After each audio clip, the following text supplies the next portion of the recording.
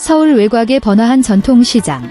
그 작은 한 구석에는 채소를 파는 노인들, 연탄불 위에서 분주히 건어물을 뒤집는 아주머니들, 그리고 두 사람이 겨우 비켜갈 수 있을 만한 좁은 통로에 다닥다닥 붙은 가게들에서 끊임없이 들려오는 소음이 익숙한 풍경이었습니다. 하지만 어느 날 아침, 시장은 이상할 정도로 활기가 넘쳤습니다. 유명 연예인이 나타나서가 아니라 베이지색 패딩 재킷에 얼굴 절반을 가리는 야구 모자를 푹 눌러 쓴 낯선 젊은 여자가 어묵가게 매대 뒤에서 분주히 서 있었기 때문입니다. 그녀를 가장 먼저 알아본 사람은 열성 팬이 아니라 근처에서 떡볶이를 팔던 한 할머니였습니다. 할머니는 입맛을 다시며 중얼거렸습니다. 텔레비전에 나오는 그 아가씨 같은데, 오빠랑 같이 사는 그 프로그램. 살림 머시기 말이야. 그리고 그 말은 사실이었습니다. 소매를 걷어붙이고 손에는 밀가루 반죽을 묻힌 채 이마에 땀방울을 흘리며 어묵을 팔고 있는 사람은 바로 효정씨였습니다. 충격적인 행동은 그녀가 연예계에서는 좀처럼 발을 들여놓지 않는 곳에 갑자기 나타났다는 사실이 아니라 카메라 없이 왔다는 점이었습니다. 따라다니는 촬영팀도 설정된 장면도 액션이라고 외치는 사람도 없었습니다. 그날은 촬영 일정도 프로그램의 요청도 특정 브랜드를 홍보하는 행사도 아니었습니다. 그저 며칠 전 살림남이 이 시장에서 촬영할 때 한 나이 든 어묵가게 사장님이 무심코 던진 말 한마디 때문이었습니다. 내가 30년 동안 어묵 장사를 했는데 이제 관절염 때문에 더는 못 버티겠어. 하루만 가게를 봐줄 사람을 어디서 구해야 할지 모르겠네. 그 말을 들었을 때 모두들 안타까운 표정으로 고개를 끄덕였을 뿐 각자의 일로 바빴습니다. 하지만 효정씨는 그 말을 잊지 않았습니다. 일주일 후 그녀는 다시 돌아왔습니다. 예고도 없이 촬영도 없이 그저 한마디 말과 함께였습니다. 사장님, 오늘 하루는 제가 대신 일해 드릴게요. 그날 아침 시장에는 카메라는 없었지만 웃음소리가 가득했습니다. 사람들은 뜨끈한 어묵 때문만이 아니라 호기심 때문에 모여들었습니다. 저 아가씨 진짜로 하는 건가? 왜 촬영하는 사람이 안 보이지? 그럼 그냥 장난으로 파는 건가? 하지만 당사자는 전혀 장난지 아니었습니다.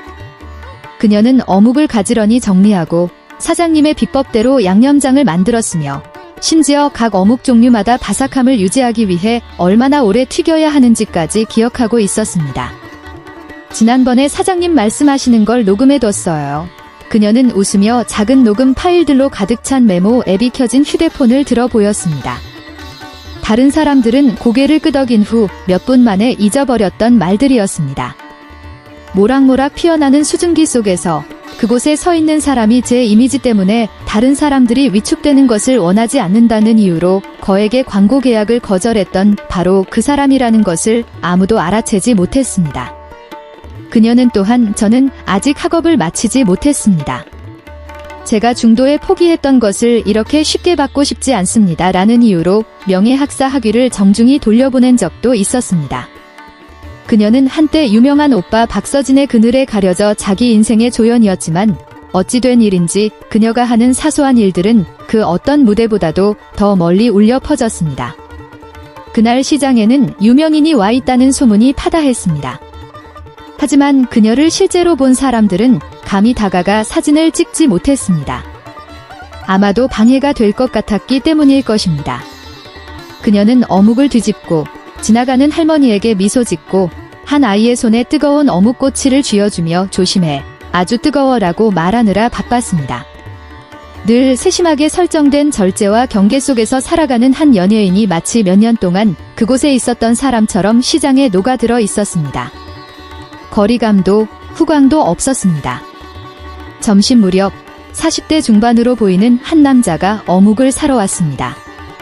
그는 그녀를 알아보고 머뭇거리며 물었습니다. 혹시 방송에 나오시는 분 맞으시죠? 네, 조금 출연하고 있습니다. 그럼 오늘 촬영하시는 거 아닌가요? 아닙니다. 오늘은 시간이 있어서요. 가벼운 대답이었지만 듣는 이의 마음에는 그 어떤 감동적인 연설보다도 무겁게 남았습니다. 가게 사장님이 돌아왔을 때 그녀의 눈에는 눈물이 그렁그렁했습니다. 아가씨가 다시 올 거라고는 생각도 못했어.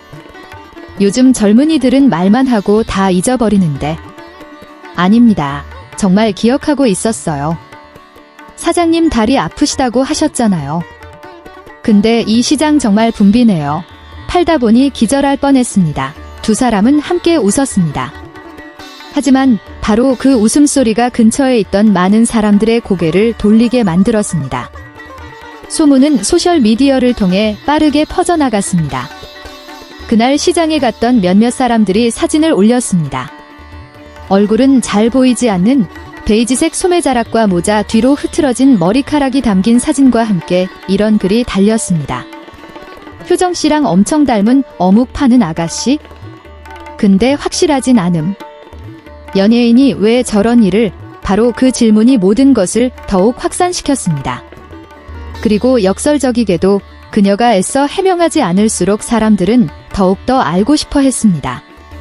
다음 날 산림남 공식 촬영장에서 어묵 장사 루머에 대한 질문을 받자 그녀는 그저 웃으며 말했습니다.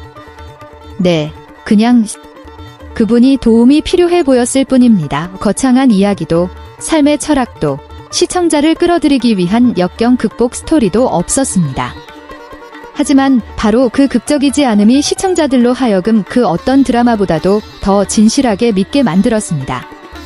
그녀의 오빠 박서진은 동료에게서 이 이야기를 전해 듣고는 한숨을 쉬며 말했습니다.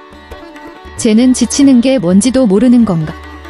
하지만 그는 이내 인정했습니다. 만약 누군가 저에게 왜 사람들이 제 동생을 사랑하는지 묻는다면 아마 저도 대답하지 못할 겁니다. 왜냐하면 제 동생이 하는 모든 일들은 누군가에게 사랑받기 위해 하는 행동이 아니기 때문입니다. 그날 어묵 가게에서의 효정씨의 이야기가 세상을 바꾸지는 못했지만 작은 시장 한 구석을 더 따뜻하게 만들었고 한 할머니에게는 친절함이 아직 구시대의 유물이 아님을 믿게 했으며 방송 프로그램은 모두 조작이라고 의심했던 사람들을 잠시 멈칫하게 만들었습니다. 그리고 많은 이들에게 그것은 무관심에 점점 익숙해져 가는 세상에서 한 평범한 사람이 할 수 있는 가장 충격적인 행동이었습니다.